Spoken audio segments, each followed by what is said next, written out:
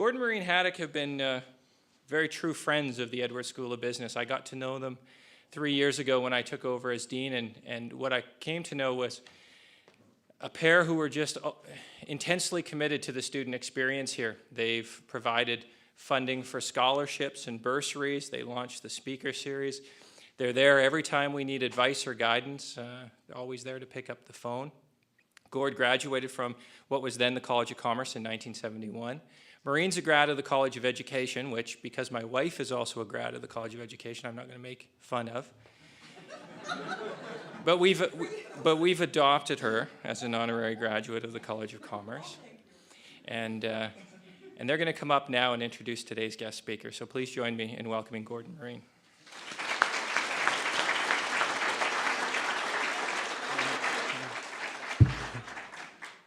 My wife had enough. We spoke at the grad on Saturday night, so she said she would pass the honors on to me. We'll also match $500 like we did last year. You guys really, what was your number last year? $12,000 they raised, sleeping outside for 5 nights. Not bad, not bad. And what's your goal this year? 20. All right, cool. Sorry, I didn't mean, I should have looked at the orange shirt. I was looking at Carlene, because I know she knows all this stuff. So, yeah, good luck on your challenge. Family business. What's the best part about owning a family business, working in it? Yeah, you got it, working with your family. Being able to see them every day and sharing the accomplishments of growing a business. Family business. What's the worst part about family business? You got it, working with your family. You know, you raise your kids to be strong and independent, and be darned if they don't grow up and they're strong and independent, and then they constantly challenge your set ways of success. Would you change it? No, never. The benefits outweigh the pain by 100-fold.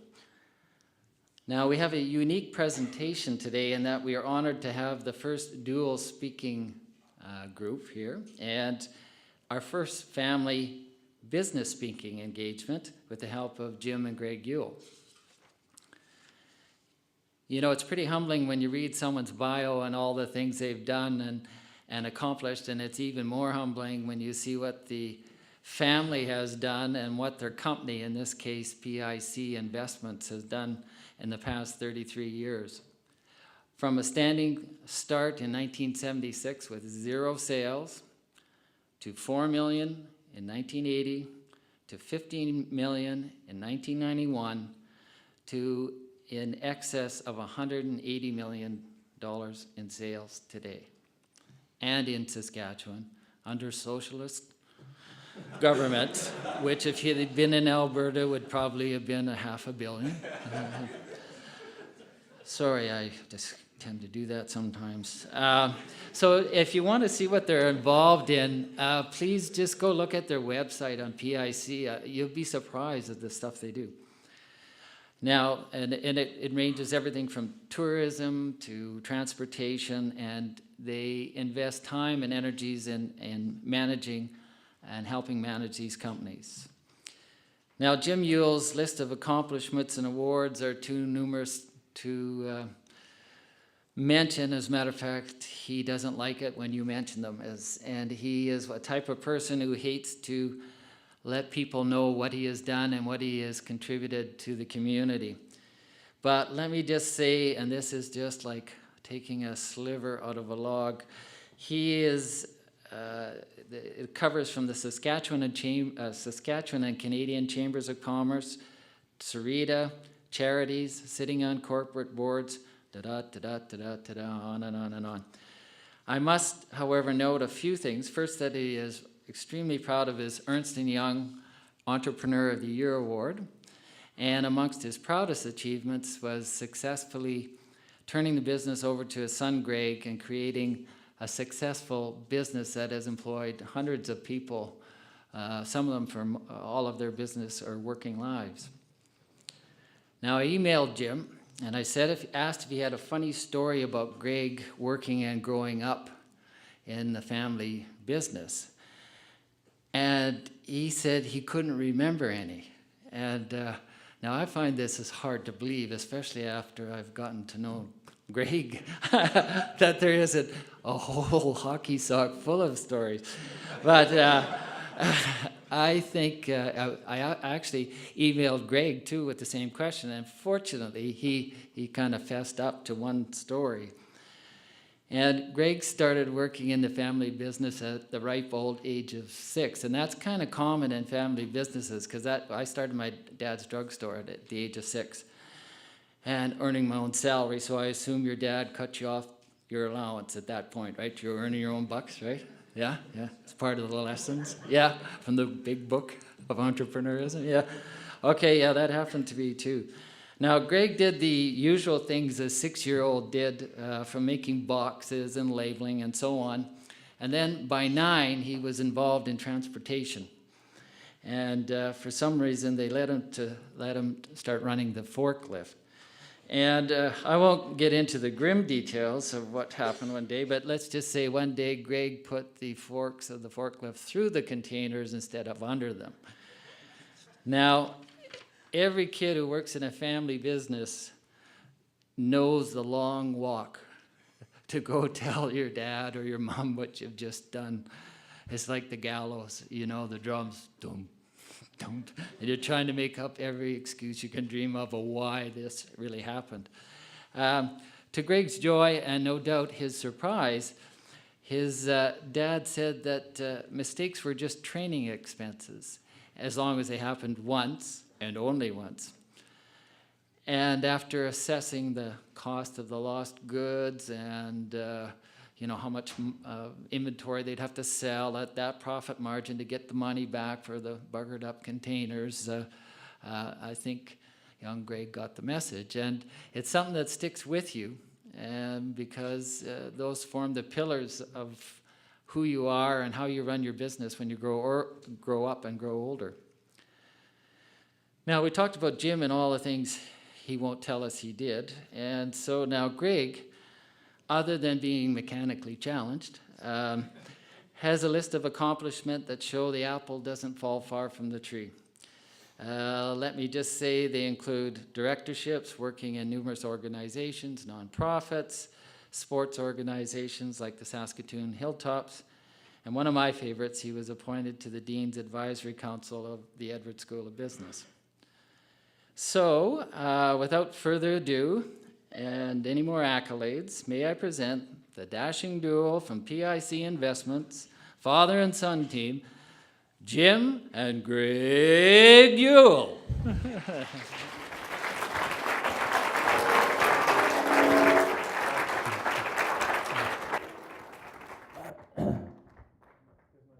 School business card that I got. It's good.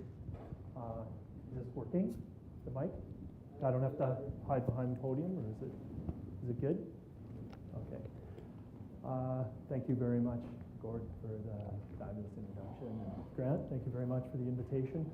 I guess we'll see how we work together in this context. Further to your comment about working together in a family business and how things flow and how interruptions occur as well through different people having different opinions, especially when the question and answer period starts. I think that'll be fun. I guess we'll provide a historical account for the creation and the evolution of PIC Investment Group.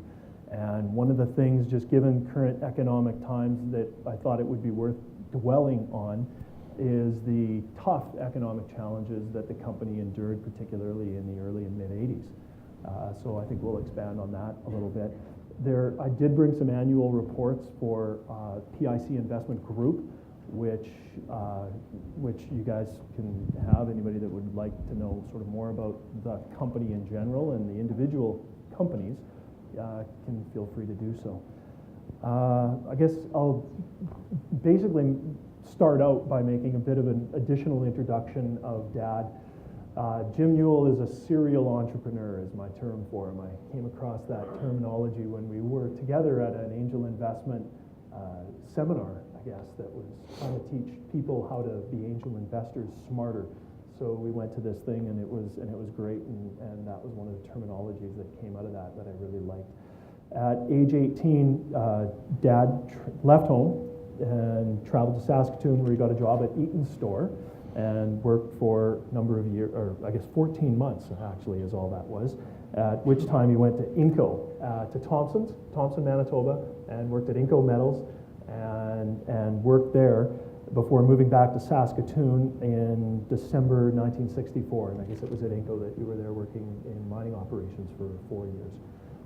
Eventually in Saskatoon, he got a job at Saskatoon Chemicals. Saskatoon Chemicals is the chemical plant north of Saskatoon that is on Wanuskewin Road on the way out towards Prince Albert. And while working his way up in that company, from shift operator and up through into management level, he and my mom began discussing plans that they would have for owning their own business, somehow, some type of business.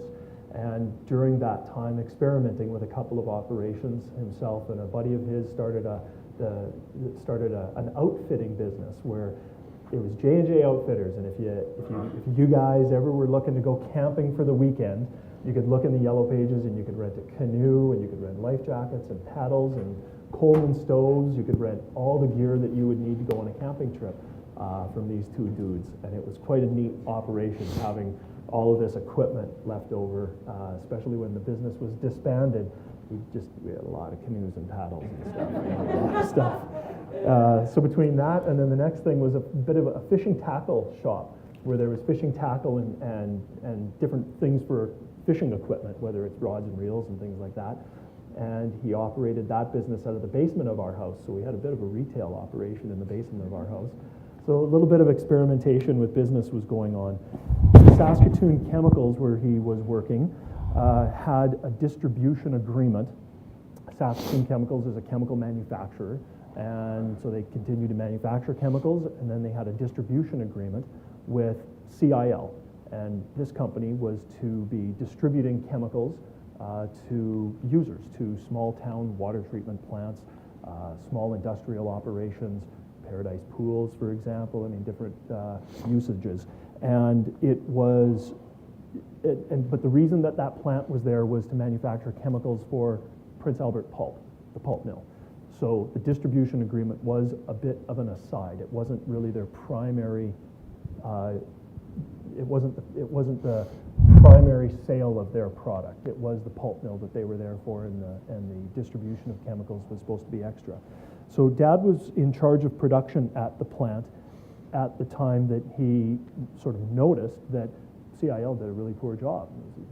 The big faceless corporation from far, far away, and they just didn't do a very good job of distributing chemicals. And he really started to see the opportunity that he could potentially capitalize on distributing chemicals for Saskatoon Chemicals far better than CIL could. So he started very tenaciously, and there is where the apple doesn't fall far from the tree, where very tenaciously, dog with a bone, just gnawed away at them till they finally caved, and as well noticing that CIL was not doing a very good job, gave him a 10-year distribution agreement to be his sole distributor of chemicals that Saskatoon Chemicals would produce.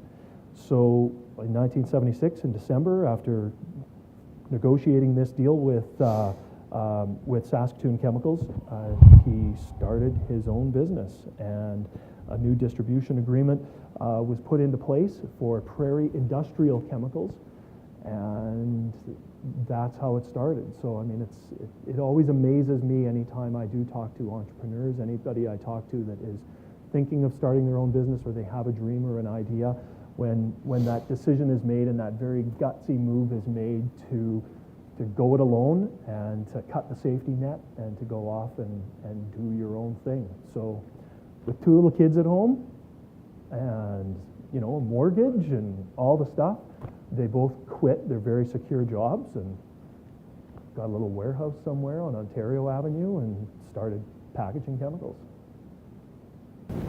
You're on. Well, as Greg said, I grew up on a farm, and I guess I was always of the mind that at some point I would run my own business. And I was at the chemical plant for 12 years, and in that 12 years I watched numerous other employees who worked alongside me quit to go to another job at another company, whether it be a potash mine or somewhere else. And I always questioned and always said to them, well, why would you leave here? I mean, this was one of the best paying jobs that was available in Saskatchewan, was at that chemical plant. The hours were great, the flexibility. I mean, it was an excellent place to work. And why would you leave here just to go and start at the bottom at another place where it isn't going to be any different? If you think it's going to be different, you're kidding yourself. Oh, yeah, well, you'll be here forever. I said, well, I may be, but if I leave here, it'll be to go and do something for myself. And so that's ultimately what happened. In 1976, after several months of lobbying, I was in charge of production. I was aware of what the distribution agreement was with CIL. I was aware of the products we had. I was aware of the handful of customers that they did ship to. I knew where they were. I knew what they were charging for it. So I had a lot of good background information. And it wasn't the first business enterprise that I had toyed with. Back in 71, Doris and I purchased a piece of property at Chittick Lake, and we're going to build a hotel up there. And again, because the economy was just like it was here 6 months ago or 10 months ago. The province was booming. They were sinking shafts and building potash mines all over the province. There were thousands and thousands of workers with lots of money to spend, and they were all wanting recreational property, and we thought this was just going to be great. And by the time we purchased the property and I got looking at it, and before we got, I actually had drawings done for the buildings and everything, and I started looking around, and these potash mines were all finished. And where they had 12 or 1,500 people building the mine, they were going to have 130 running it.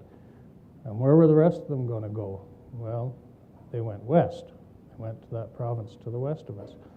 And so I could see the writing on the wall there. This was not going to be the best, smartest move I ever did, and so we bailed on that one. But we learned from it.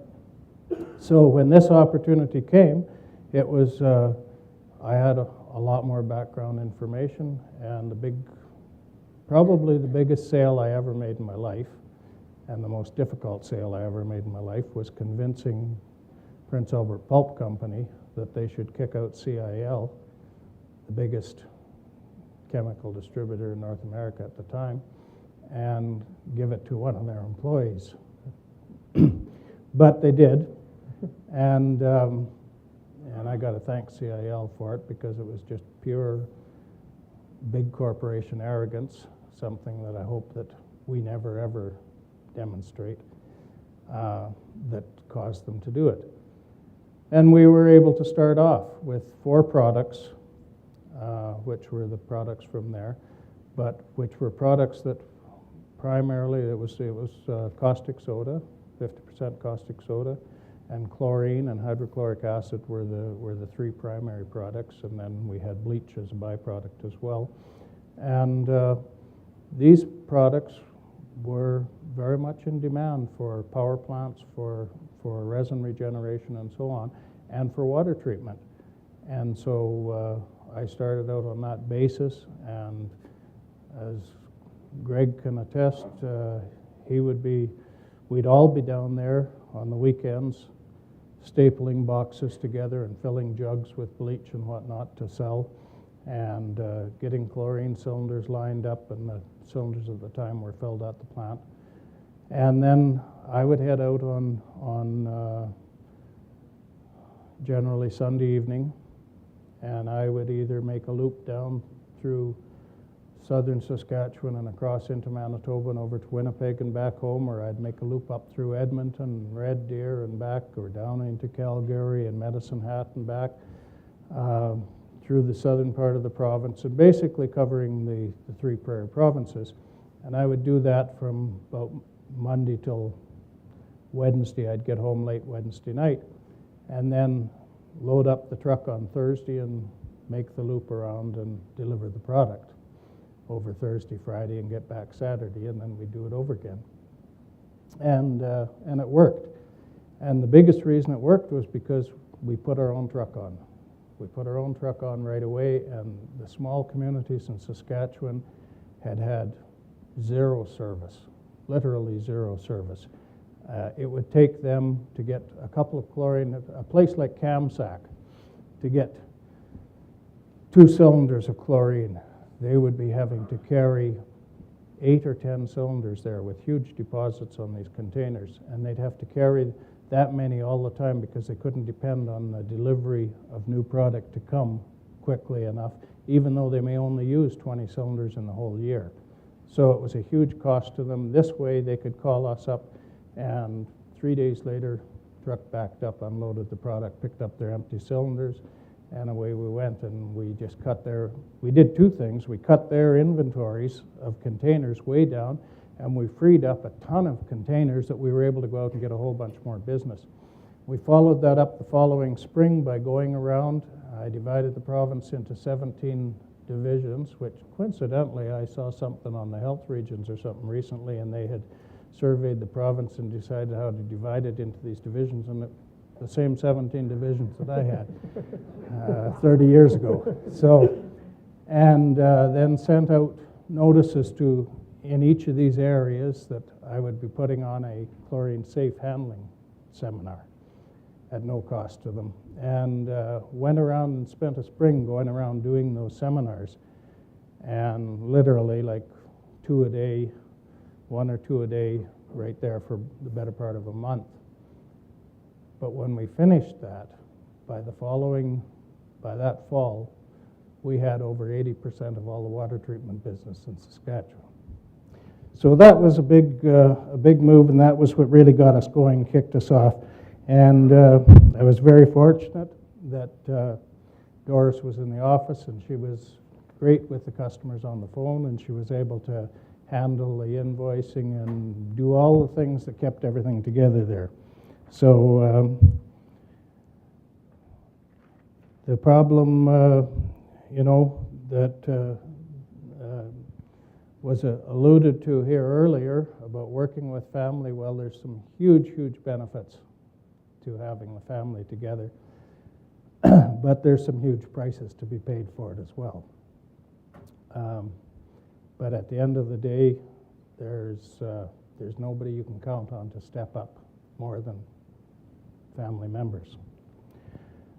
Our growth over that period of time, we started out with an agreement with Prince Albert Pulp Company, but it was actually through Saskatoon Chemicals, on a distribution agreement where we would get a percentage of whatever the sales were, and that percentage was 10%, and that was all calculated based on what we felt we were going to need in order to meet our budget, et cetera, and they were in complete agreement with it. And one of the ways that I got them on side was they came in for 30% of the company at that time, at the outset.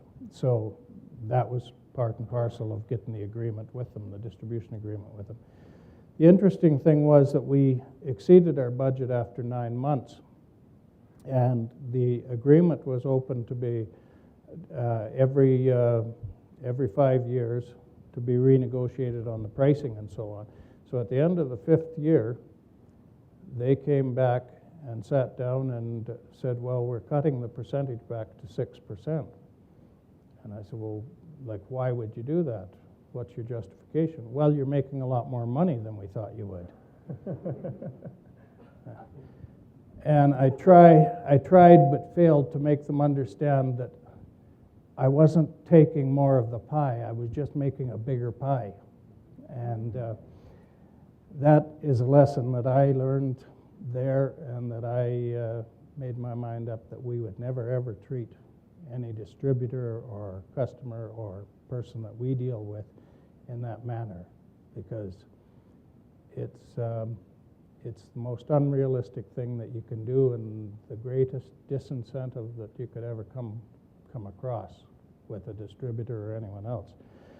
However, we continued to grow, and as I said, we were doing very well right from the beginning, so we were able to continue to add products, and by the 4th or 5th year there, we had a full range of products, and our sales had grown up to about $5 million in sales revenue at that point in time. By then, we had opened up offices, hired salespeople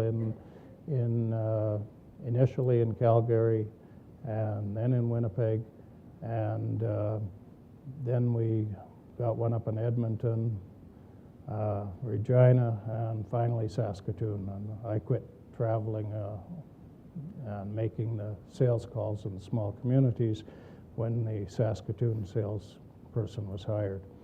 And the company continued to grow from there. Our growth has always been customer service. We didn't have anything to sell that somebody else didn't have to sell. We just had to do a better job of it. We just had to give them more value for their money. And the only way we could do that, and I can tell you the only way almost any business can do that, is through customer service. By making that customer understand that they are the most important person to you that exists at that time, and looking after their needs. So again, because we're a family business, we were there because Doris was always available. They could call us on a Saturday or a Sunday or the middle of the night. We looked after the problem. So that was all part of the service aspect that continued to help us to grow. Now, in addition, I mean, I guess that speaks to the fact that the customer service definition is something that gets thrown around by everybody everywhere, but I think the key thing to sort of focus in on is customer service is defined by Prairie Industrial Chemicals at the time as the characteristics that what at the time was certainly a family business, but the characteristics that not just mom and dad, but the other leaders that came into the company in future reincarnations of the business would become those lasting characteristics that I would sure hope are still characteristics throughout any organization that PIC Investment Group owns all of or part of or even some of. And it is that customer service characteristic that would be defined by the tireless effort, and it really was, you just work. And so if I'm looking at investing with somebody as an angel investor in a minority position, then one of the biggest things that I'm looking for is, will they be able to work themselves out of a hole? And one of the nice things that we have in Saskatchewan as a reputation is being extremely hard workers. So I guess you guys need to know that you carry that reputation with you when you go applying for jobs, when you go out and look for money for a business, is, we've got that here and not everybody else does. So one thing you may not know is not everybody else does. The other thing is as Dad worked through that threshold of one person being able to manage all aspects, and as he gave up a territory and gave up another territory, the delegation and the completeness of delegation is another characteristic that has allowed PIC Investment Group to form out of that original company, Prairie Industrial Chemicals. Promotion from within is also something that we're big believers in our company, and will promote from within a lot faster than we'll just parachute somebody in that has perceived expertise that we don't already know. We tend to do business with friends, and we tend to make friends our business partners. Another one would be the encouragement of entrepreneurship. That would be different than delegation, because delegation may be delegating responsibility and maybe not quite delegating authority, whereas the encouragement of entrepreneurship within the company delegates the authority and the consequences of the decision, and it literally puts that person in a position that they're running their business like a proprietorship. So throughout the companies PIC Investment Group owns, you'll see that many are managed like a proprietorship with a advisory board. I guess trust would be the last thing that you would that you have already touched on. That if you do all of those other things, then you create a level of trust that the person you're dealing with in any capacity has has to lose. It's theirs to lose, I guess.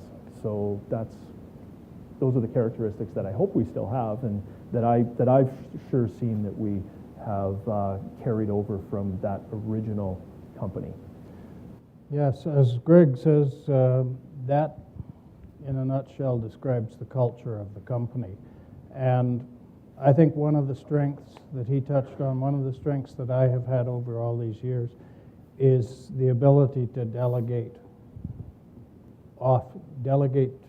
responsibility and authority off to someone and turn around and walk away from it and not stand there looking over their shoulder and questioning every move.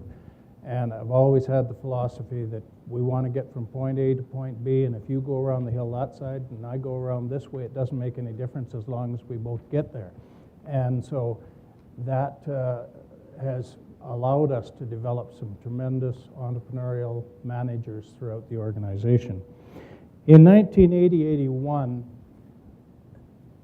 we went into a situation that almost totally mirrors what you have right now today in North America, and particularly it was probably more predominant in Canada and maybe even more predominant in Western Canada. The difference between then and this year, this particular recession period, is that Western Canada is almost protected from it this year. Western Canada is an island sitting not only in North America but on the global picture, not really being impacted anywhere near to the extent that anywhere else is. But in 80-81, Western Canada didn't have the resource development base and the things going for it that it has today. And so we were caught up in the massive downturn in Eastern Canada and in the Northeast United States, and the depression that went along with that, or recession, depending on what you want to call it. And as a small company, we were very unsophisticated in dealing. We'd never seen it in the past, first off, and we were very unsophisticated in dealing with this. Our systems were very unsophisticated. You have to remember that there was virtually no computerization at that time, so everything was still being done by old manual bookkeeping. Financial reports on companies never showed up till a year after the time frame. So we went into a very, very difficult period there, because you had the National Energy Program was brought in by the Trudeau government in that same period, and it shut the oil industry down totally in Alberta. In the space of 6 months, they went from like 1,500 rigs out there to less than 150. They just, bang, it just stopped. Businesses were just failing in droves. And this was all impacting on the whole banking operations. And it impacted on us because we had been through a period of the late 70s through to 1980 of very rapid inflation, very high inflation. And so you were dealing with inflation of 20%. Well, we're sitting there selling product with margins of 15%. And all of a sudden, inflation goes from 20% down to 3%. And guess what? We're selling below cost, because we were just, our margin was less than the inflation. We were just living off of the inflation. We didn't have margin built in. We just thought we had. And so, and that was not unique to us. That was the same across the board. That is different. You don't have that these days. You don't have that today, and the inflation factor isn't there.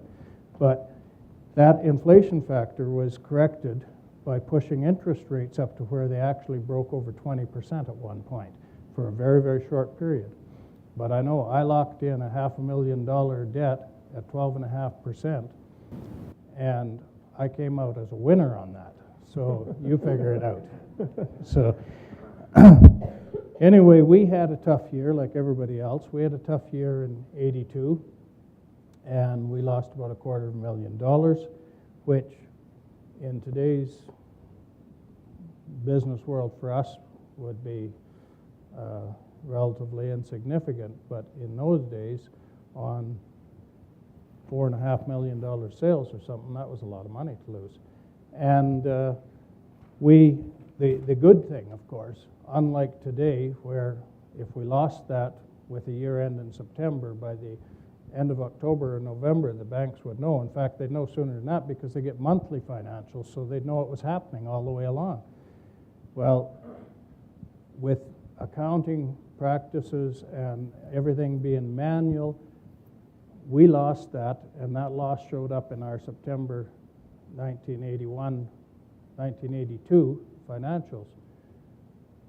But it was late in '83 before we even had our year ends, before the bank was even aware we had lost this money.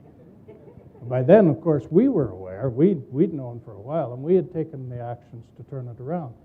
So the banks came in between Christmas and New Year's in '83 and cut our line of credit from $1 million down to $750,000. And I said, well, how long, when is this effective? They said effective immediately. Well, we were drawn right to the full $1 million. And I said, well, what do you mean by immediately? And they said, well, if a check comes through tomorrow, we'll bounce it. I said, you can't do that. So anyway, we had a little discussion, and I convinced them to give us till, I think, the 17th of January. And we just stopped all our payments and got on the phones and collected everything we could. And by the 17th of January, we were below the $750,000. And by the end of June, we were down below $500,000 on our operating line. And we were making excellent profits, and we knew we were making excellent profits because I had gone out and hired an actual accountant who knew what he was doing. And he was actually managing this, so now I knew what I was doing. He even put it up on computers. I'd never heard of this. They weren't much. They were from Radio Shack. They weren't much, but you could put the numbers in and print the statement out. So we knew we were doing well, and in June, and we were planning on going up for a week's vacation up to the lake, and as soon as the kids were out of school in July. And the day we were supposed to go, or the day, I think it was the day before we were supposed to go, the banker came in and told us we had 90 days to find another bank. And I couldn't believe it. I said, we're doing well. And well, he said, he gave me a letter. He said, the bank has lost confidence in the management of the company.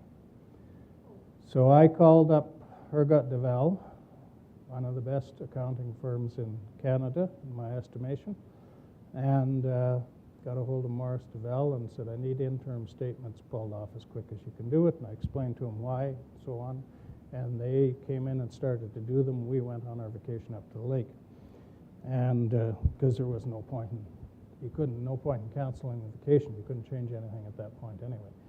And came back, and they had statements there that indicated that we were on track to close off at the end of September with a $450,000 profit. And we had made $173,000 the previous year in '83. And so I took this to the bank, and they couldn't care less. And so then I took it to every other bank in town, and they all told me the same thing. Well, that looks really great, come back and see us after you close and get your financials at the end of the year, and we'll maybe take a look at it.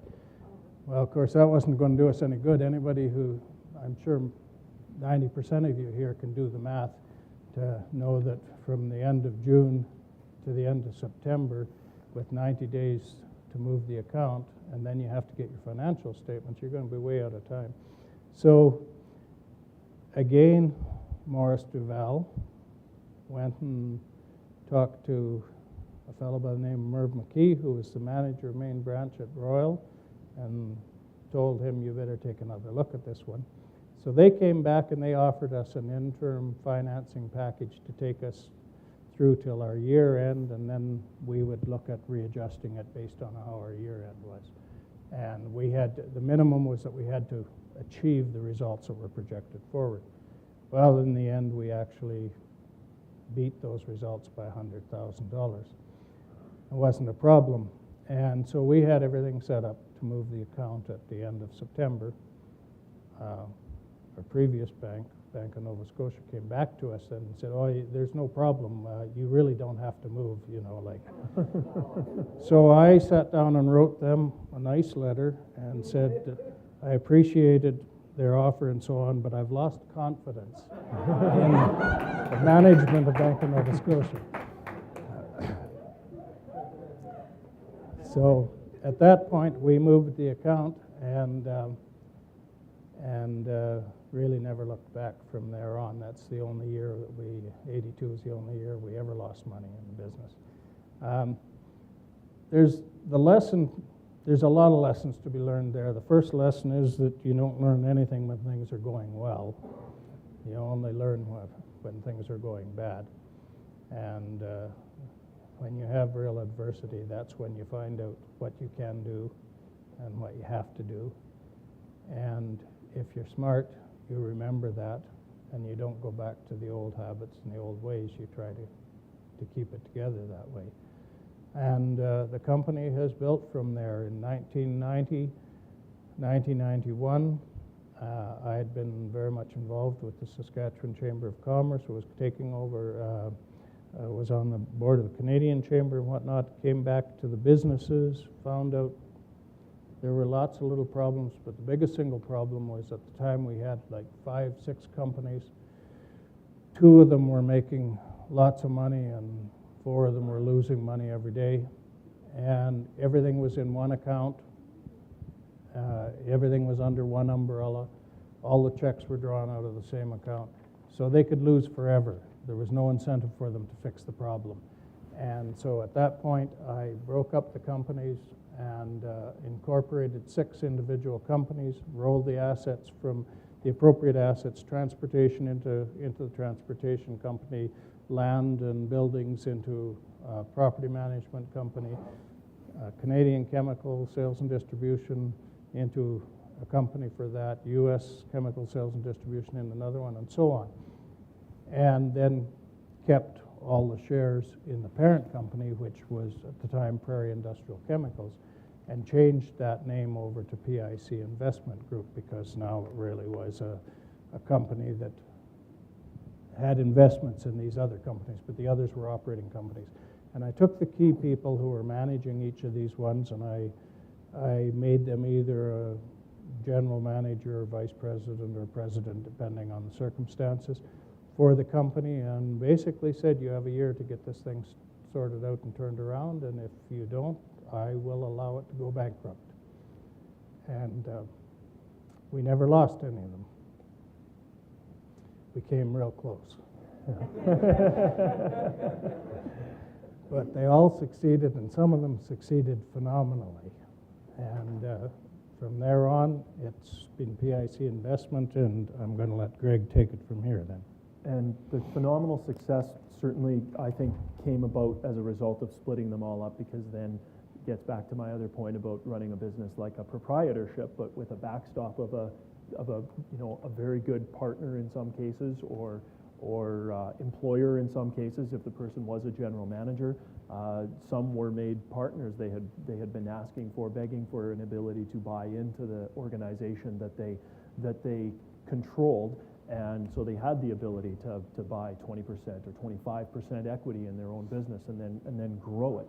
Then each of those individual companies obviously no longer were shackled to divisions that might be losing money or debt that might be in other companies, and they were all allowed to grow and to flourish and to do their own acquisitions and grow their own businesses. So the trucking business, really took off. The original chemical distribution business started acquiring companies across Canada and really broadening its scope of operations. I guess it turned PIC Investment Group into a diversified holding company. for lack of a better term, and I guess enabled us to become a venture capital investment business, a management company. We would make investments in other businesses, either by acquisition and taking them on, or partially owned businesses, joint ventures, allowed to do bridge financing, allowed to take the money from the operating companies, the profits that they would move up, and employ that in the economy, and by investing in other vehicles, let's say, other operating companies, and therefore just grow and just grow massively, and the growth really started to accelerate. The new opportunities that we would see would be qualified by our understanding of the potential of the potential fit, our familiarity with the business or with the industry or with the management. In many cases, we've taken companies private. We've taken companies because of our familiarity with management, and our ability that we could help, that PIC could help produce lift in that company. One of the things I always say, if people are coming looking for investment, or if an entrepreneur is looking to do a partnership, someone's looking for advice, I said, any partner, any equity investor in your business must be able to go to work for you. They must be able to do something for you. Do they have contacts that will help you sell product? Do they have contacts that will help you save money on product? Can they provide real estate? Can they provide some expertise that will help you? And if we can't do that, then we don't invest in that operation. The other interesting sort of quirky different thing that our office has done, that PIC Investment Group does, is we run a payroll, benefits, WCB, short-term disability, long-term disability, pension plan, all this cool stuff Karen helps us do. We provide this administrative burden service that we then sell to the operating companies that could not afford to have their own service. So a company that does $4 million a year, it would be going out and looking for accounting services from a public accountant. It would be looking to like a payroll service to be doing their payroll. It would be probably not be able to afford a pension plan for their employees or a good long-term disability plan. So collectively we have that, and we basically, first of all, sell it at cost to those companies that we own, and then second of all, for the leaders of those companies, it's something they don't even have to worry about because they're probably generally not interested in that. And then they know that it's being done by somebody they completely trust to look after their best interests because it's being done by the owner of the company. So that's kind of an interesting service that we're able to do. The decision to invest or not does balance our analysis of the business, our general interest in the business, with potentially our need for the business. And if the PIC group, in its sort of pyramid of companies that we own, if there's something that I think we need, then we're going to go after that a little bit harder than just a good opportunity. Because if it's something that we need, then we obviously have some synergies that are going to be present over time, perhaps, maybe not immediately. I guess our plan is to continuously participate in business and facilitate the incubation of ideas, just continue to employ capital back into the economy, employ entrepreneurs, take on equity positions in companies, and just to continue to grow. And sort of the philosophy is that the economy is grown one business at a time. So there's a lot of work yet to be done. That's all I have. I think the only other thing I would add is we are here in Saskatchewan. Gord referenced to the fact that if we had set up in Alberta, we'd have probably been a lot larger than we are today. Don't ever kid yourself. I thought of that a lot. Personal income tax in the 90s. But we're here because our primary supplier from our first business was here. Our revenue, very, very little of it, about 6% historically, has been generated in Saskatchewan. And so with us being here, we are rolling a lot of dollars from other parts of North America into this province. And the other thing, and as much as Roy Romano was always a friend of mine, I would have liked to have beat him on the head with something time after time, because I kept trying to make him understand, and I'll be honest, Eric Klein did understand it. He just wasn't prepared to take on the political fight to make it happen. But anything that a province could do to get head offices into that province would be the smartest thing they could do. If it meant giving the head offices zero tax base, if it said, all right, all senior people over 200,000 don't have to pay income tax, whatever it is, because we sit in this province here, generate 180, probably be over 180 million this year. 6% or less of that is generated from in this province, but it all flows through here. It all flows through these banks here. The accounting services are all purchased here. The banking services are all purchased here. The printing, the letterheads, the paperwork, the legal. That's huge.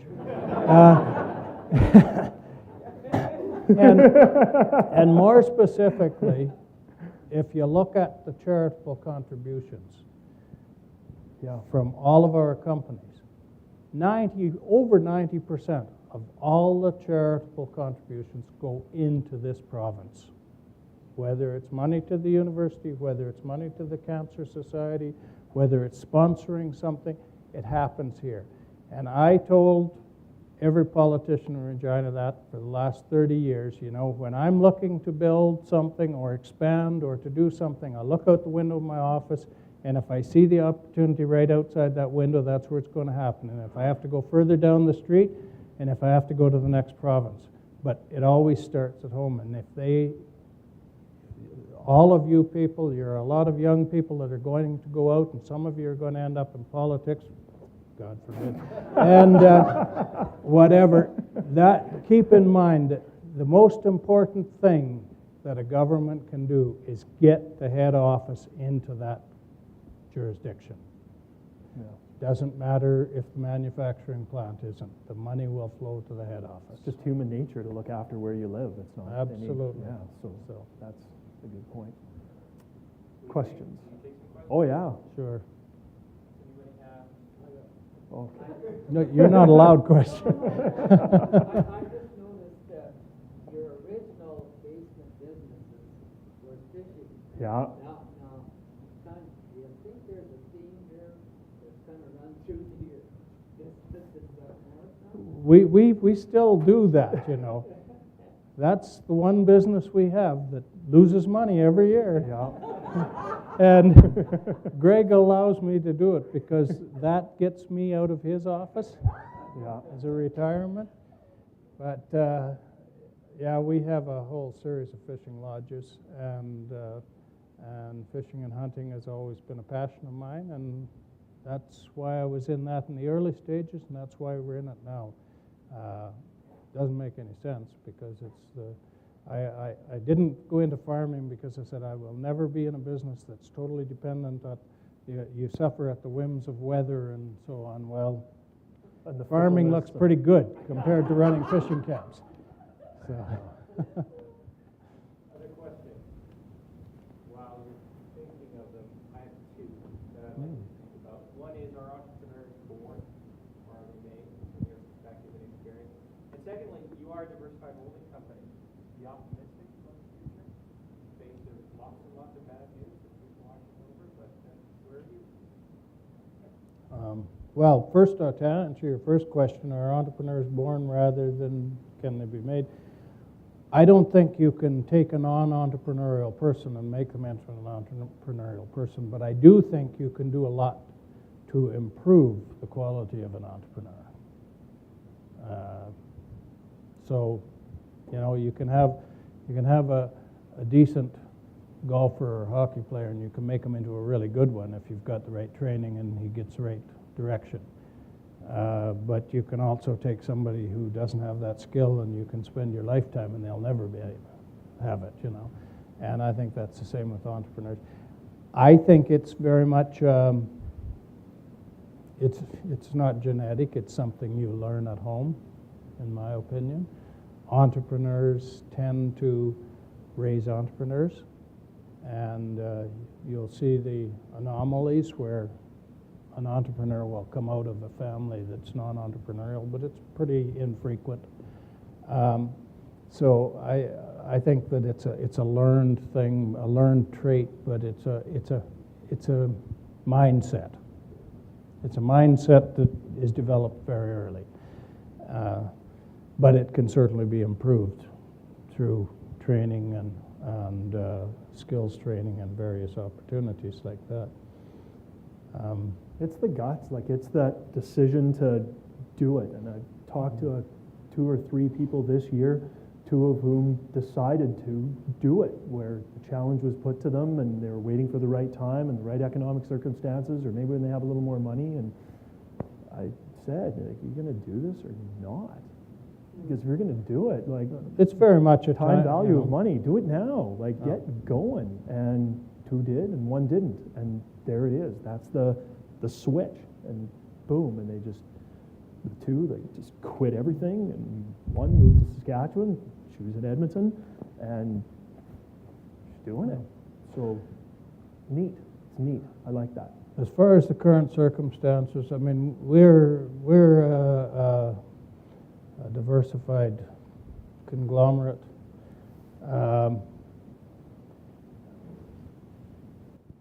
I've heard people say, and big corporations are great for this. We've got to get back to our core values. We've got to get back to what we do, and they'll start spinning off all of the entities. Well, you know, I'd like somebody to tell Jimmy Pattison that that's a smart thing, you know, because there's nobody who's got his fingers in more different pies than him. So I think, as Greg said, if you understand the business, if you're comfortable with it, if it's something that you can see value in, it doesn't have to be tied to what you're currently doing or whatever. You can be just as successful in it. And there's plenty of opportunities. There was never probably a time in the last 20 years where there was more opportunity than there is today. Yeah. Canadian just- Small Business Magazine is privately held companies, so 70% of Canadian privately held companies will change hands in the next 10 years. And it's Who? the But they will. economy is, in my opinion, the economy has already turned in the U.S. And I said that in January. I said by the end of March, you're going to see significant improvements, and it's certainly happening.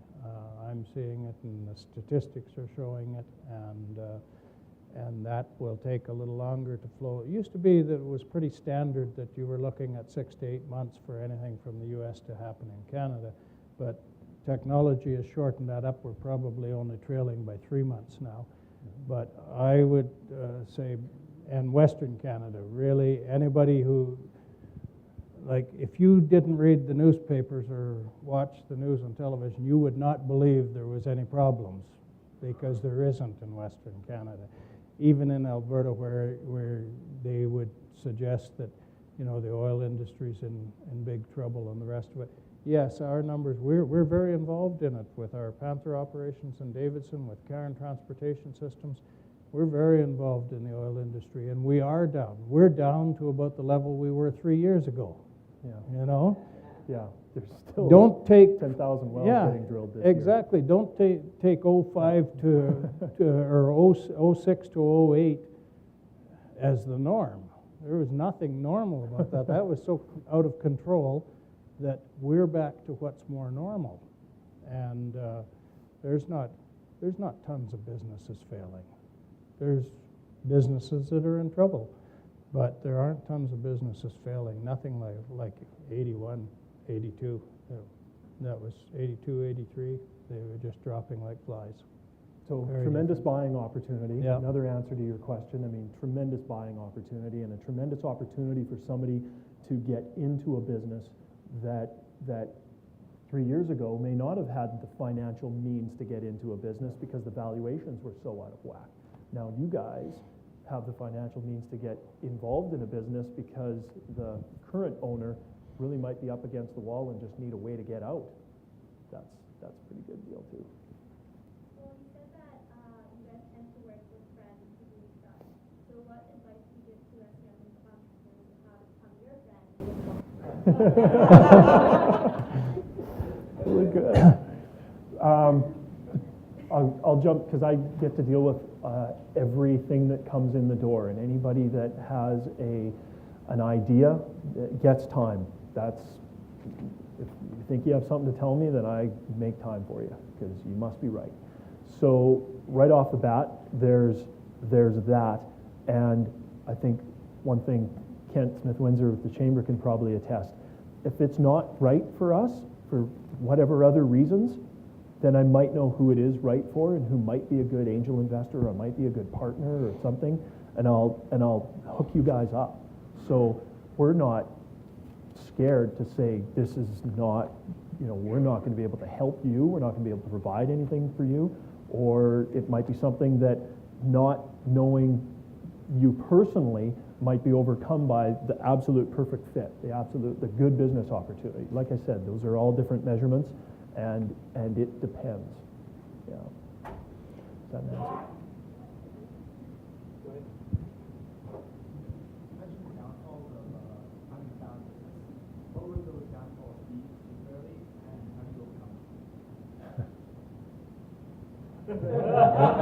That's right, and I was supposed to repeat the question what so was that the we had it. question? So he wants to know the downfalls and what are the pitfalls of having a family business and what some of ours were and how you overcome them. The biggest one is, the absolute biggest one, and there's probably no way to overcome it because it was huge, and that is the breakup of a marriage.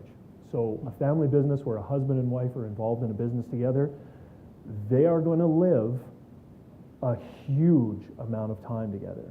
These two have lived 100 real years together because, and you guys are an inspiration because you think about, you have, a spouse, husband, wife, one has a job, the other one has a job, or one has a job, the other one doesn't, but they both have independent lives, and they both are together for 10 hours a day, and then more time on the weekends or less, and they have these individual things that they talk about, and then come together and talk about them.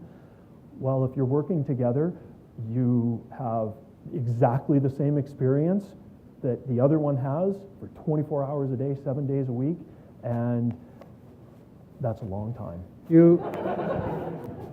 You live that business 24/7, constantly. That's your only communication. That's your only points of discussion. That is what you do because that's your whole livelihood. That's where your mind is. There's no other diversions. There's no other factors involved there. Add to that the fact that there's no two people that agree all the time on everything. So you've got two people who are constantly having to make compromises, constantly, one or the other is constantly having to give in to the other one's point of view because you just have to. I mean, you either that or you go weeks without talking to each other, which isn't very healthy either. And so you end up with these constant compromises there that eat away at the relationships. And so that is probably the biggest single detriment or downfall. And I'd say beyond that, very small businesses can work beautifully together, where a couple are working together, family members are working together, because there's enough activity and everybody has more than enough to do and they're going. And I would say very large businesses can effectively work that way too because you can divide it off and say, okay, that's your responsibility, this is my responsibility, you keep your nose out of my area, I'll keep my nose out of your area, and so on. Where you run into the problem is that interim growth period. That interim growth period where there has to be one person, one sole responsible person who's going to make the decision and take the responsibility for the decision, and inevitably the second person criticizes every single decision that is made. And it becomes an unbearable situation, which is really unfortunate, because I guarantee you that in every one of these circumstances, both parties contributed equally to the success and growth of the business in the early stages. And then very often, and I've seen this numerous times, one person continues to grow with the business and the other person stalls because they've reached the limit that they can manage, fathom, whatever, get their head around, you know. And that can And happen too in the succession of a business to a family member, where Yep. the proprietor had stalled at their level of capability, and then the successor, a family, a child, moves it on to a direction either they didn't envision or they don't like. I'm going to flip the question around, and one of the things I thought of as a recipe for success for family business, and there's a whole seminar on this, but basically it's the acceptance. What I saw was sort of division of authority, division of responsibilities, I guess, respect for the division of authority and each other's skills. So what he was talking about, you diversify your skills, and this is your cylinder of area of expertise, and that's where you reign supreme in. Here's my cylinder of expertise, here's where I reign supreme.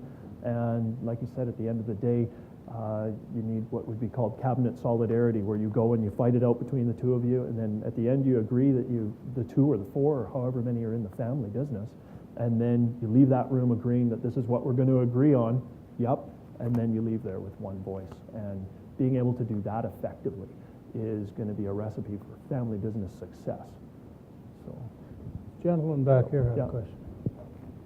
Thank you. You mentioned something about your encouragement of entrepreneurship within your organization, and that's a very interesting point. I'd like to hear your thoughts on some people may have the concern of, automatically and they become grow up to be your competitors. And how do you address those concerns and maybe some other benefits? right. So Okay. I'll repeat Yeah. the question. It's how do we encourage entrepreneurship, and how do we deal with entrepreneurship if it were to exist, and that entrepreneur that was our employee grows up to be a competitor, right? Okay. That's an excellent question, and actually, there's a couple of ways that we have dealt with that. We really want all of our employees to be entrepreneurs. We want all of our employees to be coming in the door with a new idea every day, or a proposal or a suggestion on how we could do something better, or a new area of business we could go into. And we encourage that. But the people that end up generally rising to the top, basically running a particular division or whatever, are generally there because they're that entrepreneurial type of person, and so they've attracted our attention. And over the years, we have found numerous ways to bring them in as equity players in this. And I don't mind saying that I'm still employed there, and I have no pension plan, you see, so I can't leave. But over the years, we have had 3 individuals take early retirement. One left at about 52, and the other 2 left at 55, because they were all 3 of them were worth well over $1 million, and they felt they didn't need to work anymore, and they had other interests, and they just wanted to go and do their thing. And in fact, the one fella still works with us on a quasi-consulting basis. We send him out to straighten out all of the big problems we have. And we have another 3 or 4 within the organization that would be in that $1 million plus status right now, but are happy to keep on working and just love what they're doing. So, you know, you can be an entrepreneur within a company, or you can be an entrepreneur outside of the company by leaving and doing your own thing. And we have had people do that, and I have never stood in their way. I've always encouraged them and said, yeah. I would sit and look at it, and I'd say, well, are you sure about this? You know, and in one instance, I specifically told the 2 fellows, I said, you know, they wanted to quit. I said, no, take a leave of absence. because I can hire somebody for an interim basis to fill a leave of absence. But if you quit, I'm hiring somebody permanently, which will be a different person, and you won't have a job to come back to. And in the end, one came back and the other one left. The other one didn't. But, you know, we encourage it. And to be honest, I've never had anyone leave and get into competition with us. I've had few imitators, but no competitors. No real competitors.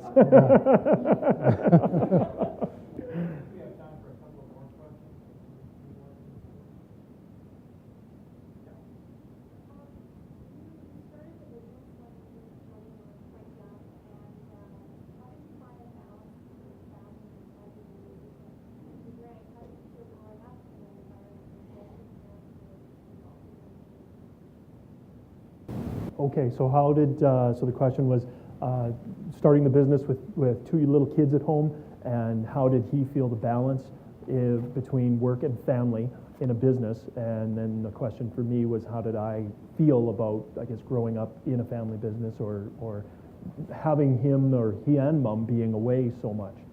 So you could start now. Well, when we started the business, Greg's mom worked in the office with me in the business, so she was there.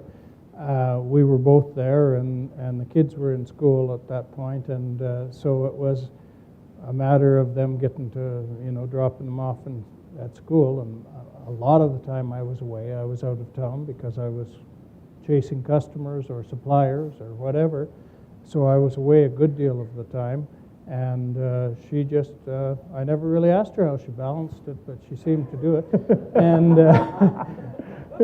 that wasn't part of my jurisdiction. But I used to take the kids with me. Whenever there was an opportunity, I would take them along with me, in particular in the summer months when I was traveling or whatever. And I hired a guy in Williston, North Dakota, because I was looking for a salesperson down there. And I went down and interviewed them, and Greg's sister was 2 years younger than him. She was probably 9 at the time or something, and she was with me, so she sat over in the corner of the room in this motel while I interviewed these people, and then I had mixed feelings, you know, between two individuals, and I said to her afterwards, I said, well, I don't know, this guy's got this here, and this guy's got these traits, and what do you think? And she said, I like the guy in the green suit. The green suit was ugly, she said, but he had better teeth. So I thought, yeah, that makes sense. So I hired him. and you know, he worked out all right. Nice smile, too. So and my we line, just kind of, yeah, did the two of the, you know. so covered the it all. answer is kind of, yeah, didn't think about it, because my line on it is kids are resilient, and you know, they take what you give them. And so in the early years, we were raised by babysitters and my grandma for the most part, and went with him on the road every chance I got, every chance he asked me. And we were working in the business, and you know, my playground was a chemical warehouse. We played tag. We played hide and seek and tag in a chemical warehouse. It's hilarious. It's hard to believe, but you know, and then we helped, like, and it was fun, and because that's what there was. So, and then going along on the trips was just fascinating. Really, and being left alone, I mean, that fed me big time, because I'm fiercely independent, and so part of it might have been because I was left to be independent, and then that just took off, and was always fiercely independent, so I sure liked being on my own and doing my own thing and not having anybody looking over my shoulder. You know, it is what it is. I'll tell you one thing I do is for each of my 3 kids, they come on a business trip with me once a year each. So, yeah, so we go and try and recreate the same trips that I went on, so that they get to see what's going on in the company, and if we're looking at a building, or if we're meeting people, or whatever we happen to be doing, just so that they get some early exposure and familiarity to what's going on, so that they become interested. Because it was certainly, you know, my kid, I got one in grade 10, and they're doing career development, and he doesn't know what he wants to be when he grows up. And one of the things he said, you know, well, when did you decide what you wanted to do? Probably when I was about 8. Like, I knew what I was doing. So that was the result. So I sure wouldn't make that a limiting factor in anybody's decision to get in business or not. I think it's great. Yeah. Karen?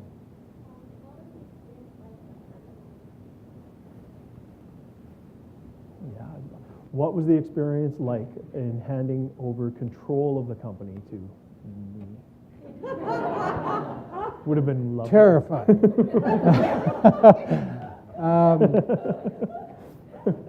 It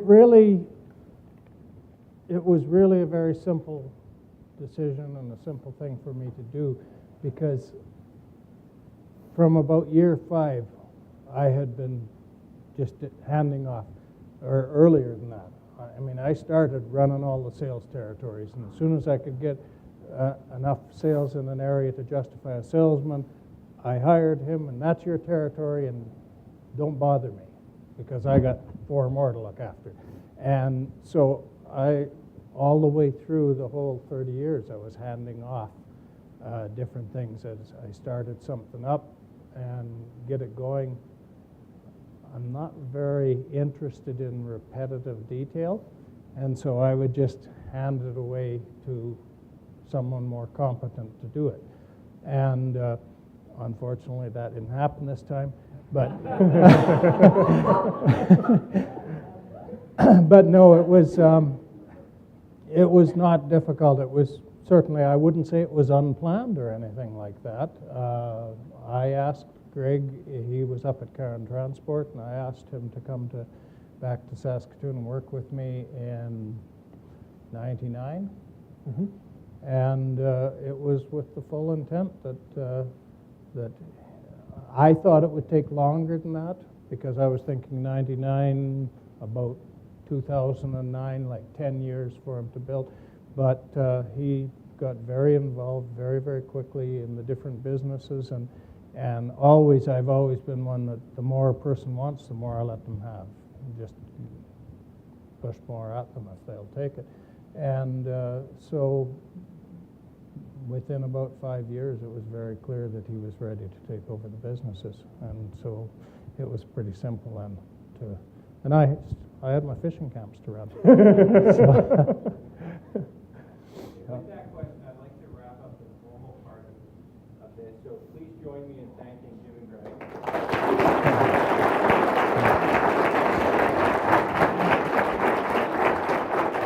you're going to hand out your... Oh, yeah. Please come up and introduce yourself to them, get to know them, have a conversation if you'd like. Gord has a small presentation, plus we also have some draws to make. Okay, so why don't you do the presentation and I'll get the draws.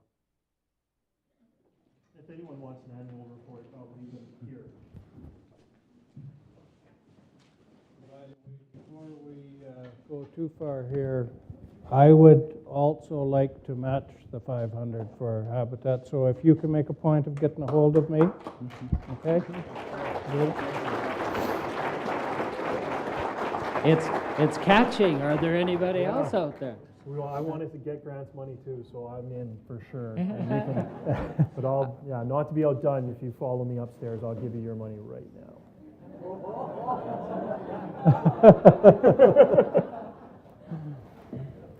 While I'm just grabbing this, in that period, I wish I was able to look behind and see if there were any other entrepreneurs who went through the 80 thing. And I know everybody would be going like this.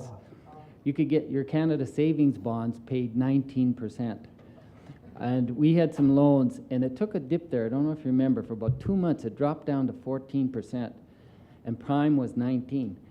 I talked our banker into locking our loans at 14, and I said to him, if you lock it in at 14, I'll pay it back. I will never, when the rates come back to same numbers, I won't cash in and stick you. I'll pay it, that full loan out, full term. And he did it. And he got supreme from the headquarters for doing that. But then the rates slowly went down, and we continued to pay that loan off at the high rate. So it was the right thing for him to do, I think. This presentation is, we would like to give Jim and Greg 2 original paintings from my wife's book called Get a Bigger Wagon. And it's an story of entrepreneurship. And the artist is Denise Klatt, and you may know Denise when you drive up the Broadway Bridge, that big mural of all the kids on the wall, that's Denise's work. Her work is all across Canada, United States, Great Britain. It's been sold into Australia. Her last big project was doing all the artwork at the new Deerfoot Casino in Calgary. She applied 50 originals plus 800 Giclée prints. So this is from that book, and this is the original one. Now, I thought it was funny trying to decide who should get what, but You figured it out. I came to the conclusion that Jim was the original scrapper and that he should get this picture, and that Greg is now in charge of driving the company, so he should have this one. Now, you guys may disagree with that. He's in the driver's seat. Thank you very much. Thank you so much. That's lovely.